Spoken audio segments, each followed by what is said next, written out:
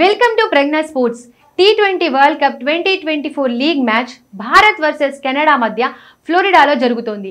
అయితే ఈ మ్యాచ్కు వర్షం ఆందోళన కలిగిస్తోంది. ఈ రోజు జరగాల్సిన టీమిండియా ప్రాక్టీస్ కూడా వర్షం కారణంగా రద్దు చేశారు. వాతావరణ శాఖ నివేదిక ప్రకారం ఫ్లోరిడాలో రేపు కూడా భారీ వర్షాలు కురుస్తాయని సమాచారం. కాబట్టి మ్యాచ్ జరగడం అనుమానమే. ఇంత జరిగినా రేపటి మ్యాచ్కి వర్షం అనుమతి ఇస్తే టీమిండియాయే ప్లేయింగ్ 11తో బరిలోకి దిగుతుంది అనేది ఆసక్తిగా మారింది. ముఖ్యంగా ఓపెనర్లు మారతారా అనే ప్రశ్న తలెత్తుతోంది. T20 ప్రపంచ కప్లో టీమిండియా వరుసగా 3 మ్యాచ్లు గెలిచినా జట్టులో సమతూకం లేదు. ఓపెనర్లు శుభారంభం చేయడంలో విఫలమవుతున్నారు.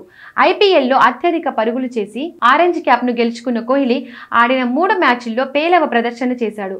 ఇప్పటి వరకు కోహ్లీ ఆడిన 3 మ్యాచ్ల్లో 1.66 సగటుతో 5 పరుగులకు మాత్రమే చేశాడు. దీంతో జట్టుకు తలనొప్పిగా మారింది. అలాగే కెప్టెన్ రోహిత్ శర్మతో కలిసి ఇన్నింగ్స్ ఓపెనింగ్ చేస్తున్న కోహ్లీ తొందరగానే అవుట్ అవుతుండడంతో భారత జట్టుకు శుభారంభం లభించడం లేదు.